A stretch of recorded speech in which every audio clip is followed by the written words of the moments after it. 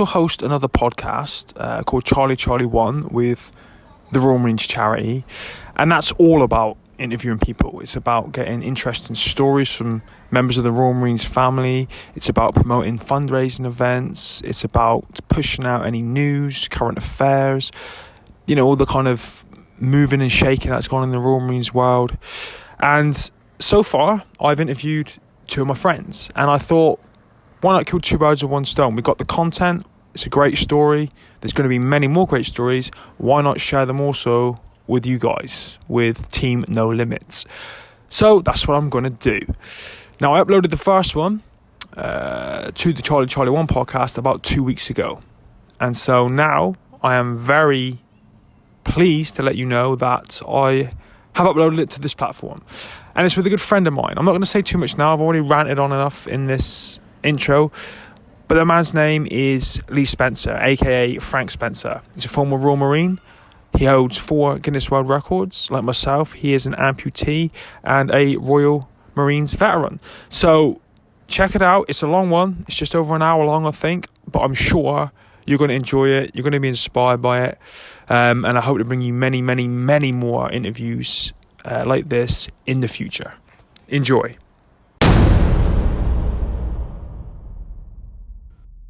Welcome to the show, mate. Cheers, how are you? I'm good, and I appreciate you giving up your time to come up here, because it's a special episode today, because this is the first ever episode of the Charlie 1 podcast, and I couldn't think of anybody better to have on here, mate, so thank you very much for giving me your time. I appreciate it. Flattered. Now, I just want to have a chat. I'm sure many people listening to this have heard of you already, and they know some of the things you do now, but potentially not before. Your career prior to your accident, things you did serving, the actual accident itself, how that happened, and then some of the crazy things that you've done after. So I'd like to cover that with you, and obviously I want to start at the beginning. So let's take it back and tell us when it was you actually joined the Corps. When did you decide to do it, and that journey you went on from there? Well, I joined the Corps in 1992. But actually, I've got I suppose the way that came about is less than, I suppose, typical, would be the way I'd describe it. There was never any thought of joining any other arm of the armed forces. It was I always wanted to be a Royal Marine. And that really comes back to, I suppose, when I was about 13, 12, 13, the Falklands War was going on, and the Royal Marines were prevalent in that. They were front and centre of everything that was happening, and especially in the media. But it goes back, it wasn't just the Falklands. It was the local British Legion where my dad drank. Now, my dad was he wasn't in the forces, he was a merchant seaman for a bit. And then he was a still erector. So. Do you have any military connection in your family? No more than my granddad, my dad's dad, was a stoker in the Navy in the war. Okay. And he was very much still involved with his oppos societies and kept in touch with everyone from his ship, and he sort of ran the local British Legion. Now, in this British Legion, my dad, for some reason, even though he had no connection to the Royal Marines whatsoever, he sat on a table that was all old Royal Marines, and that struck me even back then as there was something different about the Royal Marines. None of the other cap badges would all sit together, but the Royal Marines we are the Royal Marines, and they called their table the Royal Marines mess deck. So I kind of grew up from a very young age hearing all their stories from the Second World War. And some of them, subsequently, when you join the Marines, and we all know of the kind of japes and escapades that our friends and lads have got up to. These guys were doing them back in the day in the Second World War. So there was always something special about the Royal Marines that I recognised. And I remember, when you have a careers fair before you take your options at 13, in school. They had Oh, at school? Yeah, they had Okay. a Royal Marine recruiter there. And I went up to him and says, I want to be the Royal Marines. And he says, okay. He goes, are you captain of the football team? I went, no. He says, cricket team? I went, no. Rugby team? He says, there's no rugby team. We didn't play rugby in our school. He went, are you in any of the teams? I was like, no. And he said, well, we're kind of really just looking for the captains of the football teams. Really? Yeah, so I kind of left that conversation with a sense of, Royal Marines are kind of like superhuman. You've got to be... Right. And I'm not that person. I'm despite, really trying at football. So it's like, I can't even say that I didn't like it, and that's why I wasn't in the team. I loved football. I played football all my life. And just terrible. You just at weren't it. good at it. And I'm an incredibly unsporty person, or I was growing up, and I fell into a job that I really hated, but it was a job, and I kind of went and tried to join the Marines at 18. I didn't get past the careers office interview, Okay. and finally I kind of realised that if I carried on doing the job I was doing, I'd blink and then 10 years would have gone past. Yeah. And I kind of left. I left my job. I thought, right, I can't do this. So I left without a job to go to, and then started thinking about the Marines again. I thought, well, I'll give myself 3 months to get fit, and then have one more last go at it. And I did, and got through the careers office, got to the PRC, and actually I scraped everything, all the physical tests. I scraped them, but I really felt like I finally found something that I could be good at, and that was not giving in. Right. And that's really where my life changed, and passed the PRC and then got into training. 635 troop, joined up on the 2nd of March 92, and went all the way through training with her, and then went from there on. I felt like I found my space, my place in the universe, found what I was meant to do. Sense of belonging. Yeah, Do absolutely. you think, you said about scraping through things and never giving up, do you think that was because you had no plan B? No, I'm kind of, I know who I am and I know what I'm good at, and I'm not really good at things. I fail most things. I think the only thing that I really ever went through first time was training. I mean, I was like, I passed a sniper selection in 4-2, and then subsequently failed the course. It was back in the day where you'd done the badge tests, so there was like a series of 5 tests at the end, and you had 2 goes at passing. If you didn't pass them all, that was it. You failed. There was a couple of guys who, really like capable soldiers. I wasn't one of them. I'd scraped. I'd failed nearly all of the tests going through. But one of them, he'd passed nearly everything, and then just messed up the one at the end. So it kind of changed the way they done the. It was like 2 out of 12 passed my sniper course. But on the back of that, I got in a sniper multiple in Northern Ireland, and we were attached to a unit called JSG then, which was Op Samson. Was called Op Maximise, and that stuck with me, and I ended up, because even though I failed a sniper's course, it got me in a sniper multiple, which meant that we was working with a unit that I'd never have heard of or never had any connection with. But years later, that always stuck in my mind. I then applied to join that, and that's what I'd done towards the end of my career. Op Samson, I'm probably going to get this completely wrong, that was kind of the plain clothes, sneaky beaky, undercover kind of stuff? Yeah, it was. The unit's called Defence Human Unit. I think this is all out there now. On the internet, you did books about them. And basically they ran agents in Ireland, and subsequently that type of job went throughout the world now.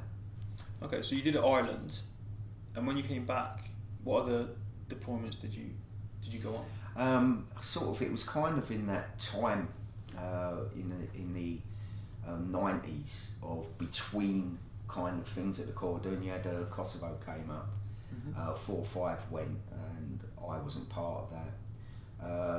Sierra Leone sort of came up as well, but that was a very, very small deployment. And it was mainly just exercises in Norway, and I got into skiing in Norway. Again, it's an environment I loved. I've done a MSI's course, and then I've done an MST's course. So I was, count myself as a very, before I lost my leg, a very competent skier. So I kind of, it was in that main where he was going Ireland tours and Norway. Okay.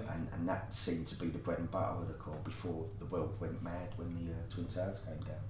Yeah, I remember it because I was here. I was at CTC. I started training February 2001, passed out also as an original in October. So 4 weeks before we did was when 9/11 happened, and like you say, the world went crazy. So I'm assuming were you involved in Jacana in 2010? I was busy failing another course. Oh my god! Yeah. It's not failure if you learn from it. Well, it's actually it's my mission to take failure into schools, and perhaps we'll talk about that later on. But yeah, so I was out in Cyprus with 40 Commando. I was in Charlie Company, a section commander there, and we'd just pulled up. It was on Ocean, and we'd just come in to Cyprus. And funny enough, we were in the tiny room in the mess, named after, dedicated to the memory of Tiny Winter. And it was with Tiny. He was a big part of that, big character in 40 Commando, but a big part of that whole deployment. And sat and watched on the news, everything unfolding then. And then I'd got on selection. It took me a couple of years. It was one of them where I put in for it, and then the paperwork got lost. Yeah. Before the days of JPA. And finally got on selection. I think that put me back about a year, 2 years. And then I had to get, because of my age, I had to get special dispensation to go down, which ultimately... How old were you? I was 32. That's not too old, is it? Yeah, that was the cut-off point. Oh, okay, right, understood. It's changed now, but it was 32 was the cut-off point. So I got a special dispensation because of my age. Went and had a conversation with my sergeant major, Charlie company called Ben Jackson, and he was like, right, I've got you a flight back for selection. He goes, but you know what's potentially going to happen now. And I'd gone through the Corps, as I said, going through those training evolutions, and never, apart from Northern Ireland, it was the first time, the first thing the Corps was really going to get involved in, get its teeth into since the Falklands, and I knew I was going to miss it because I couldn't put off selection. It was now or never, because I had to get, because of my age. So I had that conversation and I said, right, the Corps, I know what's going to happen. It's written down. The Corps is going to go off and do this amazing thing, and then I'm going to fail selection. And that's more or less what happened, except when 40 came back from Jacana, we started gearing up to going into Iraq. So I was actually on Telic 1. I was on the Vader 1 was our call sign, the helicopter, which was, there's a lot of arguments over who was actually the first into. Yeah, no, I was there, mate. I was on Telic 1 too. Yeah, I was in Charlie Company, and we went in on the first night, so that was, it was an experience. Yeah. How did you find Iraq? Hard work, really, really, really hard work. Did you really? Yeah. Yeah, it was. I'd lived my ethos for being a bootneck was any fall can be cold and wet, and I spent exercises, taking little bits of morale. Like I'll take a proper coffee maker, and then you go to having these little luxuries and things in you to just carrying water and ammunition, and that was all you carried. And it was the initial fighting phase which lasted a couple of weeks or a week or so. And then there was that, we lined up actually, I can remember the day vividly, we lined up to do an advanced contact to clear this area that had Iraqi army positions in. And we got up and we started on HR, started moving forward, and that was the day that the Iraqi army in the southern part, around Basra, just packed up and went home. After that, we settled into a next month or so, I think it probably was, just real hard patrolling, and was trying to do a lot with not a lot of men. So we were stretching ourselves thin physically. Whereabouts before? They took the oil fields, didn't they? Yeah, we went into a thing called the MMS, which was a manifold and metering station. That's what we captured, and all of the oil in southern Iraq kind of just came to this one point, and then it was piped out into the Gulf, and it was all rigged to blow, and if it had been blown, it would have been an environmental catastrophe as well as everything else involved with that. So on the first night, on the first Iraq War, where they just bombed everything for like a good 2-3 weeks before the land forces moved in. This was slightly different. They captured as much of the infrastructure as they could before all of the heavy machinery of war sort of rolled in. So we was part of that. I think there was a SEAL Team 6, SEAL Team 6 now Bin Laden. It was SEAL Team 7. Right.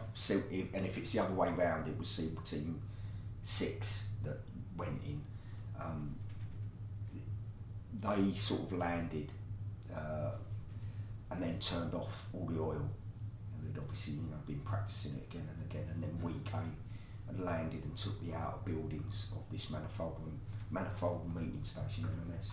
Okay. And then once we'd done that, once they said, yeah, clear, once we got the last, clear on the last building, that's when everybody else started rolling across their start lines.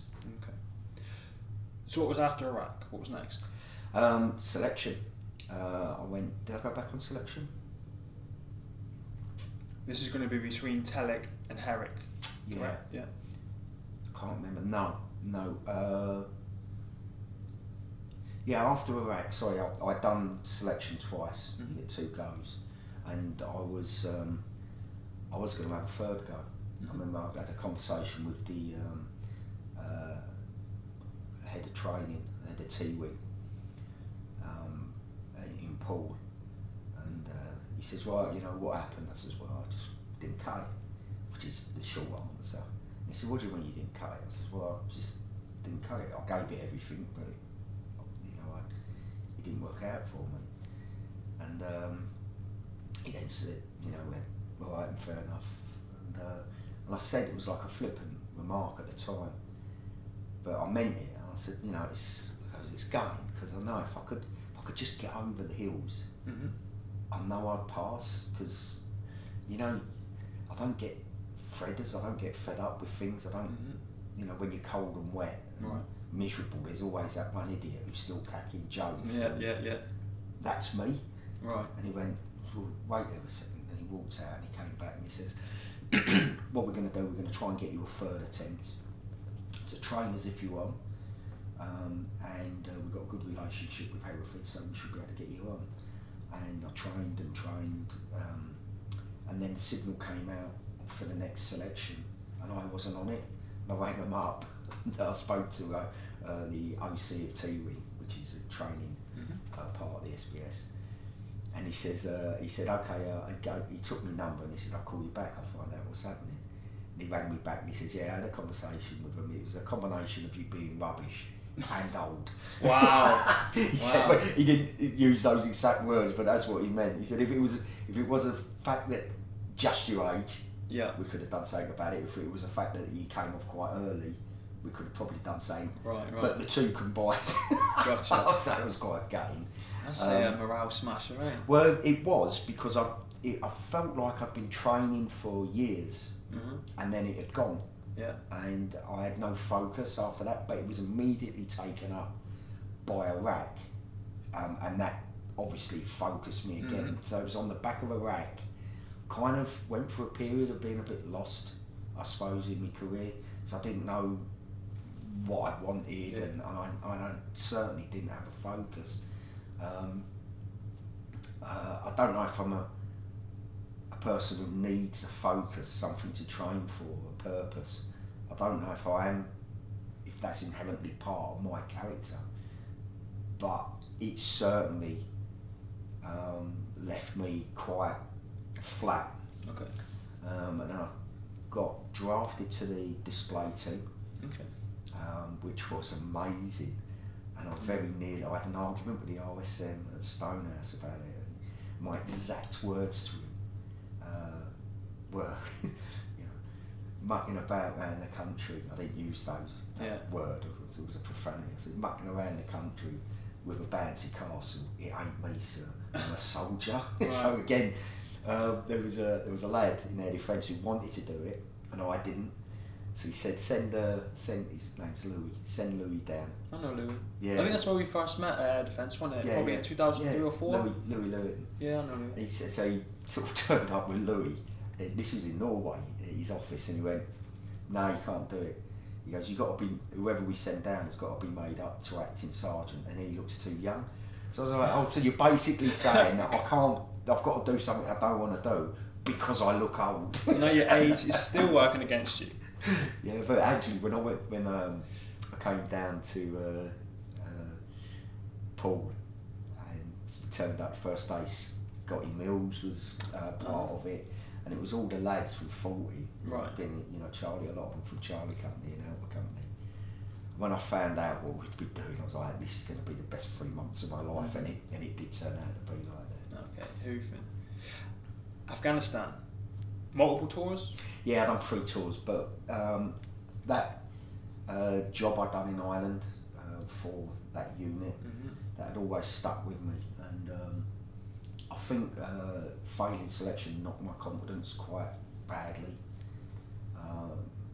which is unusual because you think I'd be quite good at failing things by then. But I put in for special duties. I volunteered for special duties. Okay. And failed the first course, or part of the first course, which everyone on my course did. It was about 116, 117 people started off with the selection, and then 22 of us actually got on the course, and out of that original intake, only 3 of us got the qualification, and that was on our second go at the course. So it was quite an intensive course. Sounds it. So I'd done my 3 Afghans as part of that unit. Okay. And you survived Northern Ireland, Iraq, and 3 Afghans unscathed, relatively unscathed? Yeah, well, absolutely unscathed. So let's then talk about when you escaped. Let's talk about the incident, the accident rather, where you were injured and sustained life-changing injuries. Yeah, I was. I'd come literally to the end of my career, and I was looking at going outside. The job that I was doing, they're incredibly short of people to do it, so I always had the option of extending, which is what I did. So just before Christmas leave, leading up to my 22-year point, I put in an extension, a 3-year extension, and I was going back to work after Christmas leave to start training up for an operational deployment it was in Africa, and that's when my life changed. Yeah, so it was a really stormy, horrible night, a Sunday night, and I actually got a flat tyre in Devon, pulled over the side of the road and took a picture of me, my van.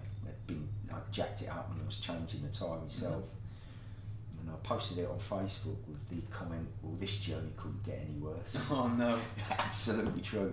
A couple of hours later, around midnight, on the M3, just before the M25 junction, came across a car that had crashed into the central reservation, It literally just happened. There wasn't a lot of traffic on the road. In fact, it was empty. And it was a BMW 5 Series, kind of straddling the fast lane and the middle lane. Right. But his bumper had gone, it was smashed up, so I immediately pulled over. There was a guy who just pulled over just before me, he was on the phone. So I was like, are you on the phone to the emergency services, CC Act? So I thought, well, job done, I have to do. And mate, it's like, is there anyone left in the car? And he says, I don't think so, but they're all over there. And he pointed, and about 10 metres back down the road, there was this group of people. It was 3 Polish people, so it was a very heavily pregnant woman and 2 guys. And checking them over, anyone who'd done Afghan, as you know, you get a very high level of training in first aid, so I would have counted myself as a competent first aider. But I was checking them over, making sure they're all okay, and you're thinking about internal injuries or anything like that. And I thought the only thing I can really do now is to walk up the carriageway using my phone to warn oncoming traffic. And as I turned, I heard a huge bang, and I felt just a lot of noise and screaming, and I felt myself hit, and I could feel myself moving in space. And I must have about 3 or 4 minutes of thinking. Okay. That really could have only been a couple of seconds. And I kept telling myself, you've got to check yourself over, you've got to check yourself over. And I kind of came to a kind of standstill, kneeling down. So I couldn't see, like, my right leg at that point had gone. Completely off? Yeah, but I couldn't see it because when you're kneeling, you sort of your leg goes behind you. Yeah. Except when I looked down, my left leg, if you can imagine, was pointing out, going to the side, completely. Yeah. And I looked at it, and it was one of those things where I had to look twice. So there's something not quite right with what I'm seeing. I can't quite put my finger on it, and I looked and I went, oh yeah, and realised then that I was badly injured. And what I'd done, I'd been knocked over the barrier onto a grass verge on the other side of the barrier on the hard shoulder. So I kind of fell backwards down like this grass verge and crawled back under the metal barrier, and that's when I saw. Safe, right? Well, I kind of fell backwards. Okay. So I crawled back onto the hard shoulder of the motorway, and that's when I noticed my right leg had gone, and I was bleeding to death essentially. What had happened is another car, an Audi A6, had smashed into the BMW that had crashed with such force that the engine block and gearbox complete came flying out, and that's what hit me. And that's what took your leg off? Yeah. So you pull over, midnight, rainy, a car's crashed, straddled between the centre lane and the fast lane. Yeah. You pulled over to help, and then ended up sustaining life-changing injuries yourself. Yeah. So talk us through, if you don't mind, the next, what happened, because from what I know of our friendship, from when we've spoken before and what I see online, you were bleeding out from your femoral arm? Yeah, I was kind of, I knew, well, from experience that we both had, that I had between 7 and 12 minutes to stop that bleed. And it was I was difficult because I couldn't actually get to it myself. Right. Because I was quite badly injured. And it was a hard thing to get to. And almost immediately, like a pickup truck, if you ever break down with the orange flashing lights, one of them pulled up right next to us, put on the big flashing lights, so I felt secure. But the guy, I was like, I need a tourniquet now on my leg. And the guy was really reluctant to he kept saying, I can't go down there, I'll be sick. And I remember saying, right, you're going to be sick, but I'm going to die. Can you see the difference? Yeah. But he couldn't do it. There was nothing I could do. He kept saying, the ambulance will be here in a minute, ambulance will be here in a minute. And all the time, I'm ticking off all of the classic symptoms of shock, and I know I'm bleeding to death, and I'm ticking them off. And I promise you now, I'm not over dramatising the actual situation, but the only way, or the best way I can describe it was I felt 100% that I was on the edge and I was staring into the oblivion. Now I know that sounds overly dramatic, but Mate, you're talking to me. I've been there myself, man. But I agree. know, I always feel like people think that I'm over-egging it for effect, but it's the only way I can really describe accurately how it felt then. And it was at that point, really, I had my phone in my hand still, you know, so I was going to walk down the carriageway and use the torch on my phone to film oncoming traffic. I hadn't let go of it. And I'm a family man like yourself, wife and 2 kids. And I considered making that phone call very briefly, and I knew that if I'd have made that call, that would have been an admission to the universe and to to let it road, go and just that this was a fight that I weren't going to win, and I never thought. I felt if I'd have done that, I may not be here now. I know that actually I'd lost over half my body's blood. I was on the edge of where people die. In fact, people die when they lose as much blood as that. It was really down to being a bootneck, really, because of physical condition. Stubbornness. Yeah, and stubbornness, but actually physically that I'm here now anyway. But if I'd have made that call, then maybe I wouldn't. I don't think I would be. But it was at that point when my guardian angel, I suppose, and rather strange guys of a large Rastafarian gentleman called Frank, is coming down to see us the weekend. I remember when you spoke on stage from a Blesmer Awards event a couple of years back. Seems like a great guy. Yeah, he is. Yeah, he is. Yeah, it's a big part of my life now. So what did he do then? He stepped in and did what the other guy was. He was like that. I said, and he said, "Can I help?" I said, "Yeah, I need a tourniquet now." And he's whipped his belt off and we tried to get it tight. We couldn't get it that tight enough to stop the flow of blood anyway. So I've got his daughter, Zanelli, to stand on the femoral artery. So I'm laying down and she stuck her heel as hard as she could into my groin area. And you've got like the femoral artery is what supplies the whole of your leg with blood. And by digging and putting all her weight on it, she kind of stopped the flow. Gotcha. And that's why I'm here. We waited. Frank says about half hour. I think it was about 20 minutes. But undoubtedly, I wouldn't be here. I would have bled out. I was at maybe as little as 2 minutes, if that, from bleeding out. Anyway. So you get to hospital. You know, a combination of what happened on the roadside and the medics and doctors, they save your life. You go through an intense rehab process. You get yourself better. Get your independence back. You're obviously dealing with a lot of stuff mentally as well. You know, I know you were coming towards the end of your career, but this kind of put the final nail in the coffin, I'm guessing. It kind of did, but I never. I woke up in hospital and genuinely went, "I'm here. Yes, lost my leg, but I'm here." And I think that maybe that set me on a trajectory that if I'd have woken up and not realised what had happened and what's happened, said, "Oh, you've lost your leg. Oh no, my career and everything." I think I was just so happy of being alive. Gratitude. I've never. I used to be able to put myself right back into the moment of impact, really, and I can still do it now, but not with the same amount of clarity because of the time.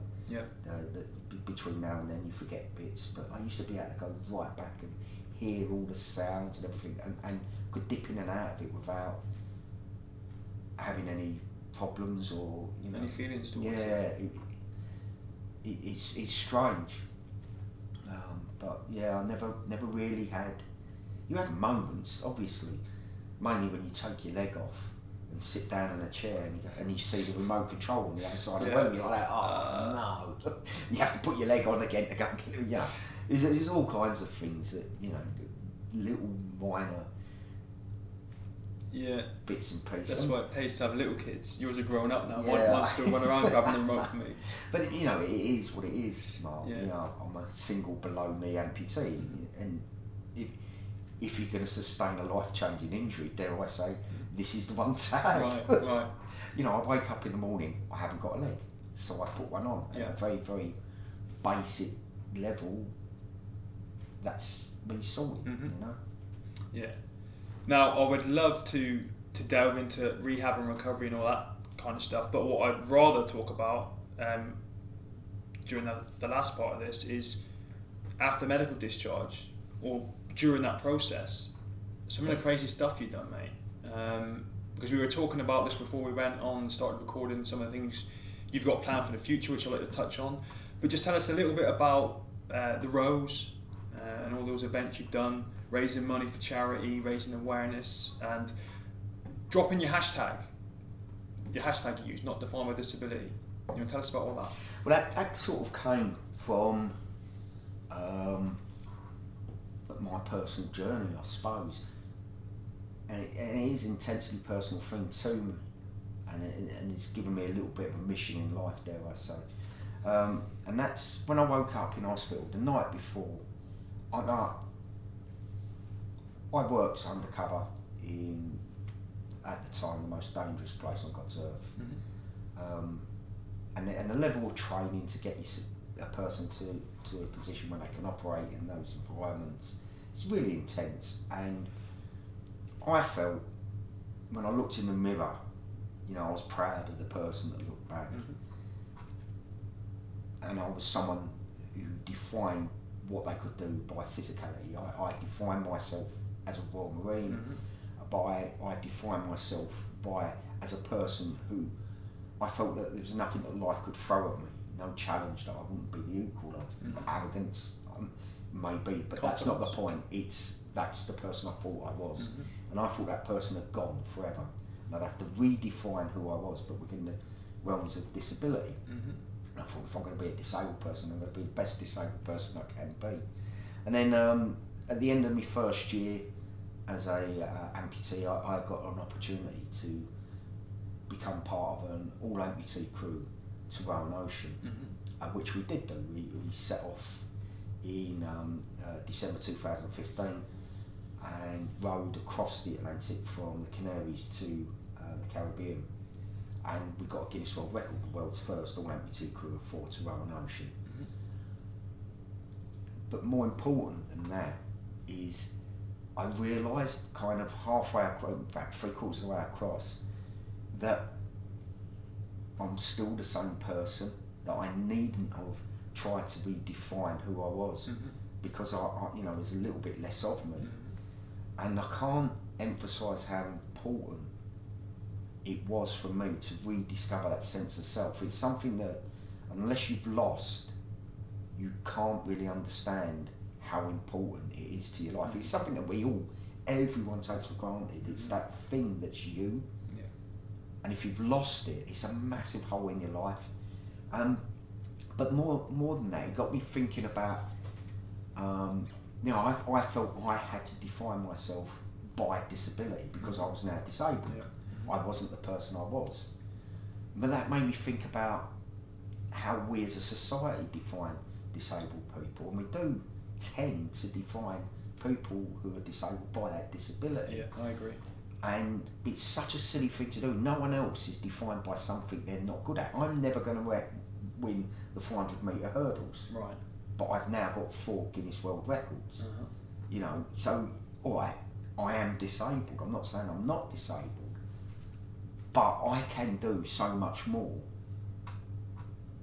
But I'm not very good. I'm never going to be good at running and jumping over things because I've only got one leg. Right. But no one else is defined by by what they can't do. No one else is.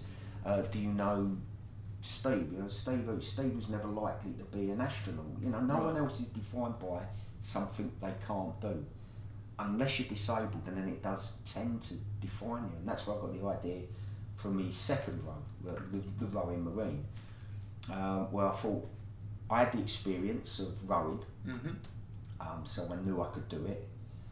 I got the sponsorship together and put the whole project together, and the reason behind it, actually first and foremost, was to keep wounded and injured servicemen in the nation's conscience. The further we get away from the conflicts, and the less it's in the news, the less people care. More people forget. And we're both intimately connected with the Royal Marines charity, and we both see what they do, not just for wounded Royal Marines, but the family as well, and it enables guys and girls and families and kids.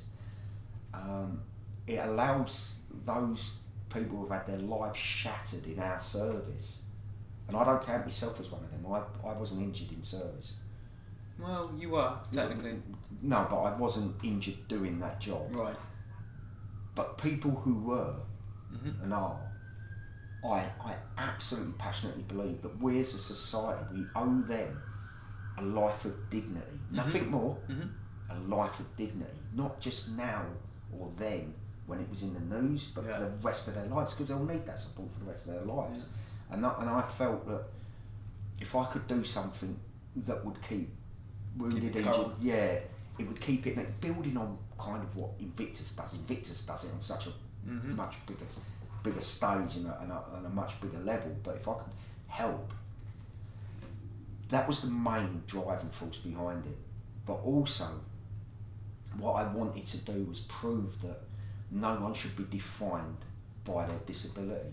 And I thought if there was an able-bodied record for, I could get a world record for being the first physically disabled person to row solo and unsupported from mainland Europe to mainland South America. Okay. But I also saw there was a record that was set in 2002. Actually, only 3 people have ever done it in history. It's quite a difficult row. And I thought the record was, the able-bodied record, it was 96 days, 12 hours and 45 minutes. I thought that was beatable. And I thought if I as a disabled person could beat an able-bodied record, You're no longer something, defined something that's physically demanded as rowing an ocean, I thought that would send a massive statement out that no one should be defined by disability. And that was more of a kind of a personal mission for me, because of the way I defined myself by disability at the start. So that's what I set out to do, and ultimately done it. So, you know, you talked a lot in the beginning about failing this and failing that. You know, it's not. I don't define anything as failure as long as you learn from it. You've had a very successful career. You've hit a lot of road bumps on the way. And we don't have to go into too much detail if you don't want to, but I know from reading and again from being your friend that there was a road bump. That's not the right way to describe it, but an incident when you were due to set off, which delayed the solo row the first time. I got there, got to the start line, and then 3 days before I was due to set off, unfortunately my mother died. Postponed the row by a year, and was set and tried again in December last year. You have to row the ocean in winter because it's out of hurricane season. Oh, okay. So hurricanes are less likely. Actually, the first row, I say hurricanes are less likely. We were hit by Hurricane Alex, and that was the first hurricane in January in the Atlantic for 78 years. Really? You rode the storm? That's how genuinely unlucky I am. Wow. Anyway, so I postponed it in December.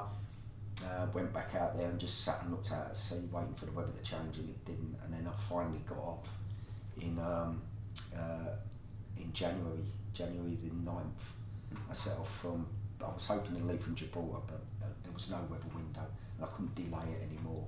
But there was a weather window from Portugal. Doesn't change the actual record. But I set off from Portugal and got across, and even then it was a series of failures. I got my complete navigation system failed, and if you look at, and when I talk about failure, it's I've got a philosophy really. That if you've got time, I'd like come on to you. But if you look at my row, I've got 3 Guinness World Records. I beat the able-bodied record by 36 days. Over a month, I took off the record, and that mission in keeping wounded, injured service people, especially particularly Royal Marines, because I am a Royal Marine, keeping them in the nation's conscience, and also getting the message out of not defined by disability. That day that we came in, it was in the main news in 27 countries. Really? It was the main news in the UK here. I know that. It done everything I wanted it to do and more. But if that's just one small part of it at the end. If you look at the row as a whole, it's disaster after disaster after failure after failure after failure after failure after failure, tiny bit of success. So if you take the whole thing and work out what percentage of that is success, it's overwhelmingly, the whole process is overwhelmingly a big disaster. Yeah. It's just the end bit, but that's the only bit that matters. That's what a lot of things are, though. I mean, I'm probably going to get this wrong, but was it Edison who invented the light bulb? Yeah.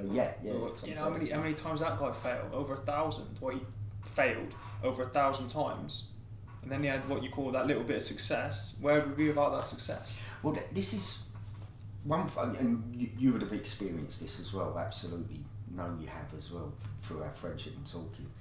That when you lose a leg or a limb or a part of you, for some reason that qualifies you to give out certificates at schools. No idea why. Yeah, I know that. But it does. Yeah. And it puzzled me at first. And t-shirts. What? And you get loads of free t-shirts, don't know why. And wristbands. Yeah, wristbands and t-shirts. And I got asked to go to schools and I was giving out these certificates, and over again, all I heard was teachers banging on about success. You're going to be a success at this. You're going to do this. It's going to be amazing successes. And it kept bugging me because I kept thinking, no. To the pupils, you mean? Yeah. Okay. Overwhelmingly, life's a disaster. Oh, okay. With those little tiny little successes. And it's actually, there's a quote that's wrongly attributed to Churchill. Mm-hmm. I don't believe he said this, but people say that he was. Mm-hmm. Like, this wrong quote is still amazing. Is success is navigating from failure to failure with enthusiasm. Yep. And I started being asked to talk in schools, to talk to students, and it sort of developed up about 2 years ago. It kind of finalised itself, and I've been doing it now for a good couple of years, where I talk about failure. I start off and I say to the kids, right, I'm going to tell you about something now that it's the one thing that connects us all. You, me, them, everybody, but you know, the teachers, me, your parents, every one of us will fail. And then I tell them my story, and then I go back and I point out the failure. I say, right, what's that to do with failures? And I point out all the failures all the way along, and I say, you're gonna fail in life. You're gonna fail because life happens to you, like life happened to me. You're gonna fail because life happens to someone you love, like it happened to my mother. You're going to fail because you didn't prepare well enough. You're going to fail because you just made an honest mistake, but you will fail. And the trick is to pick yourself up and go again. And if you can master that, you can master anything. And my belief, my philosophy on life is this, really. And it's the message, it's the core message. And it's that we're kind of conditioned into thinking of success and failure as being polar opposites. I believe that they are so entwined with each other that it's impossible to succeed without failing. No, I agree completely. Of course it is. And the trick is to have a dream. Okay, so one thing, like when I failed, when I went to that bloke in the careers fair and said, I want to be a Ron Wayne, he said, no, you're not the sort of bloke we're looking for. I never lost that dream, Mark. I always wanted to be a Ron Wayne. And when I went back to the careers office, and I went, no, I'm not you. I still never lost that dream. And that's the trick. If you can keep alive your dream, it's so important to have that dream. So the phrase I use is dare to dream. And if you don't fail, you ain't dreaming hard enough. Get a bigger dream. Have a dream so outrageous that you're guaranteed to fail the first time that you attempt it. And the thing is with kids nowadays is that life is so much about success. They pick their phones up and all they get on Instagram and Facebook and Twitter and probably a load of other social media platforms that I don't even know exist. They're just getting, look at my successful life, look at my wonderful car my parents have got, look at my great house, no one ever puts normal life down. But a lot of that's fake. And this is the problem, and this is why it's great what you do when you go into the schools and you tell them about this, because this generation, they're brought up and weaned on all the reality TV and fake Instagram celebrities and stuff. Stood next to this car, I work 1 hour a week and this is what I've achieved, and they almost, I think, being a father of 3, think that they're entitled to success and they should get it in an instant. They don't learn, like you say, about failures or what it takes, or being resilient, or getting up and dusting yourself off. I agree with you 100%, and it's the dealing with, well, why isn't this happening for me? Right. Am I not a worthwhile person? Mm-hmm. And you start feeding in all those feelings, and the crux of what I do really now is talking in schools, mm-hmm. going and spreading this message. And the reason I do it is you see a kind of look in the kids' faces where I go, oh yeah, and they don't. No one's ever told them that it's okay to fail. Not only is it okay to fail, you've got to. Yeah. You can't go through life. You can go through life never failing if you never attempt anything worthwhile. But and also, life's that? I know, it's a shouted one. But also, I this is my personal opinion, children nowadays think adversity is not being able to get a Wi-Fi signal. But when you stand up in front of them with one prosthetic leg and one severely injured leg, and you tell them your stories, it kind of puts things in perspective, and they think, oh, actually, the fact that I didn't get a Wi-Fi signal isn't that big a deal, because look what this man's gone through, and look what he's done, and look what he's teaching us and telling us, and it's there needs to be more of them, mate. More guys like yourself going around the schools and teaching this to the next generation, and here too, here at Lympstone, with the injured recruits and the guys that are down and they think they're never going to make it and they haven't developed that resilience yet, getting in there and saying, look lads, this is like you say, this is one of your micro failures that leads to macro success. You just got to be resilient with it. Yeah, and it is hard, because that's their reality. Mm-hmm. When you're feeling like that, that's your reality, and it does take, it takes an enormous amount of mental gymnastics sometimes to get a grip of yourself and get yourself out of feeling that way. It's not easy, but it can be done, it's with kids in schools, and this is how it came about. It was the stark contrast of what the teachers are telling them and reality, and what life is like. You're going to be such a great success, you're going to be amazing, your lives you're building now are success. And what I also do as well is I do a follow-on session.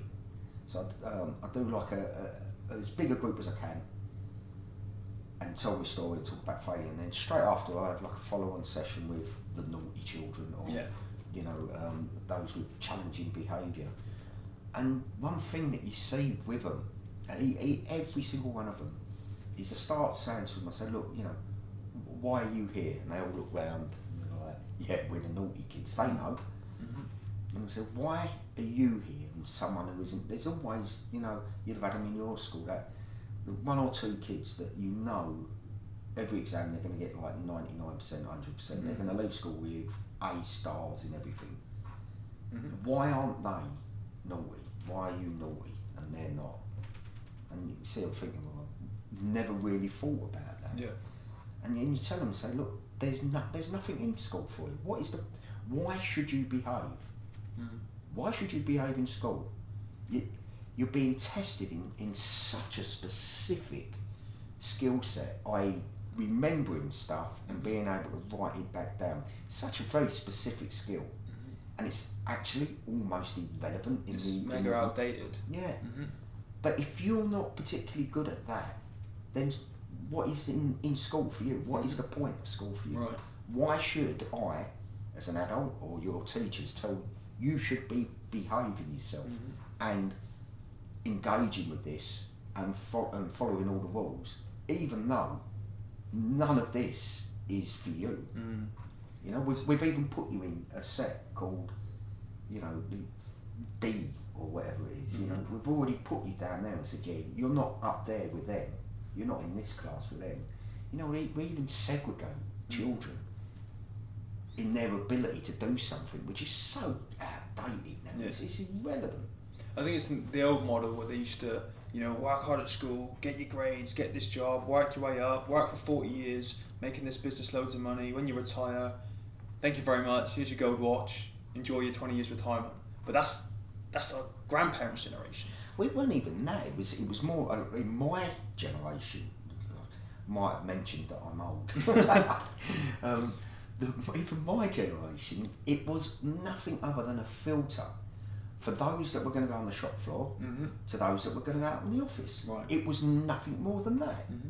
It was, you know, if you look at the amount of people who went to university from my school, my year, probably 1 or 2 people. Right.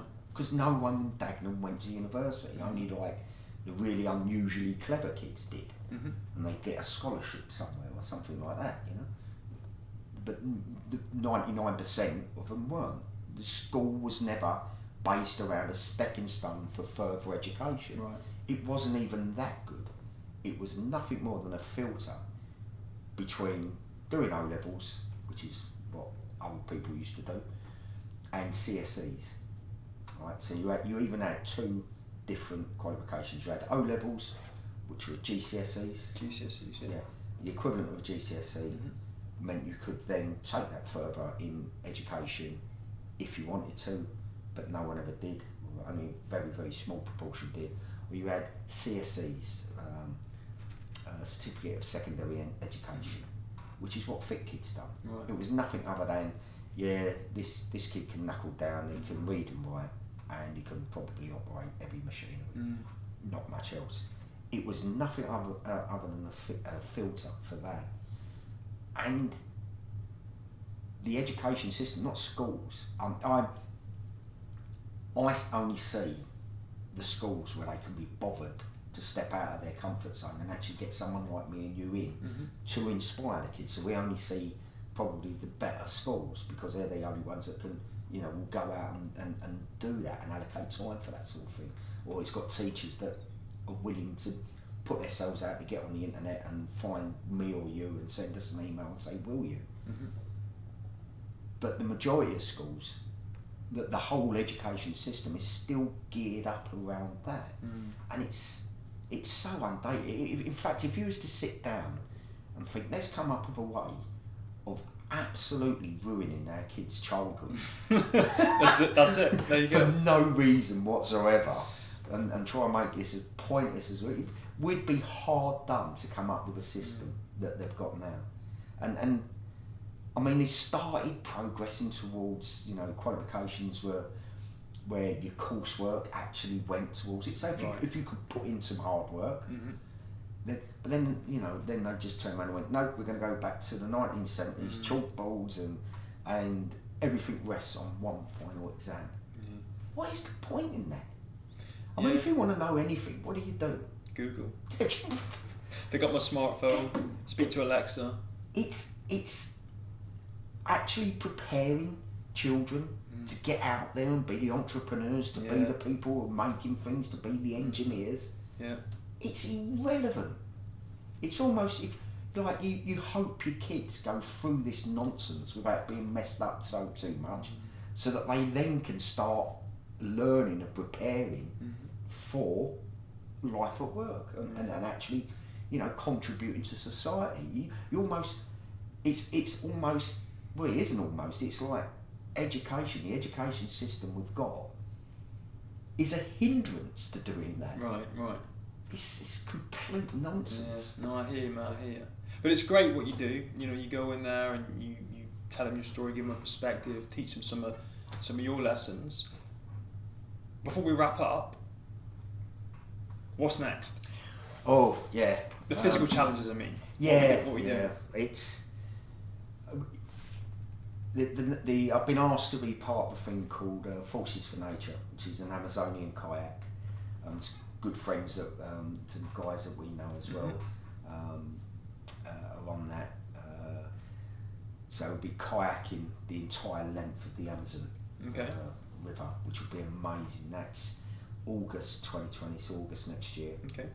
And I'm now working on a project for myself, which will be the year after, which will be August 2021. And I'm calling it at the moment as a working title, The Triathlon of Great Britain. Yep. So essentially it's a triathlon. So the clock will start at the start of the swim and finish with the end of a run. But I say run, I can't run. It'll be a hobble Hang on, before you go on, what is the swim? Because we talked about this before we started recording, so let's let everyone know what the swim, the actual stage of this triathlon are. Okay, so the clock will start as soon as I get in the water at What water? Dover, Okay. and I shall swim the channel Yeah.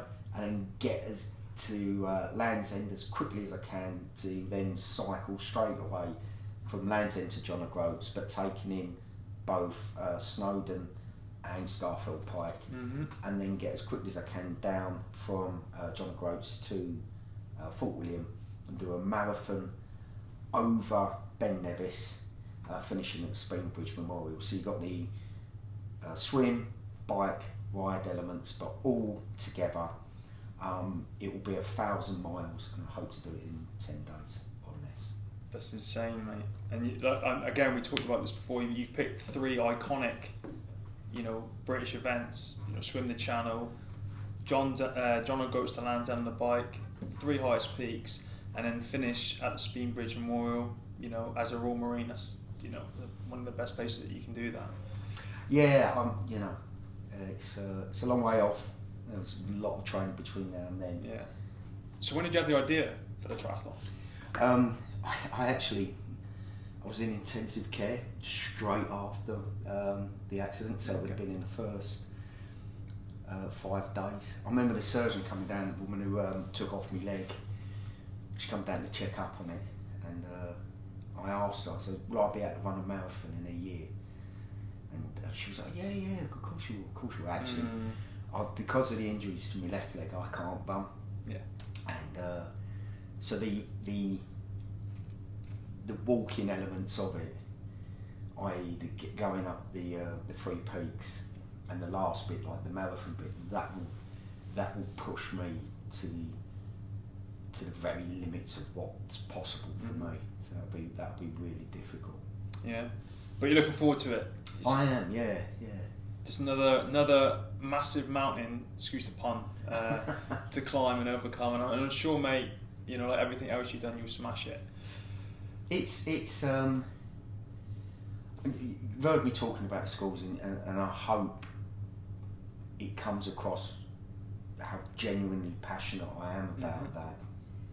And I am, but doing daft things like rowing the Atlantic, like doing the triathlon of Great Britain, if it ends up being called that, it gives you the legitimacy, I think, to stand up. It's the doorway that opens, that allows you to stand up in front of a group of children and then listen to you. Yeah. And it also, I was coming to the end of my career, and I extended. I didn't go outside. I thought I'd stay in for a little bit longer. So I thought about and considered quite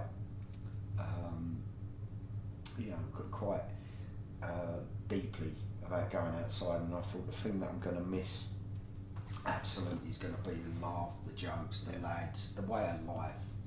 And it isn't.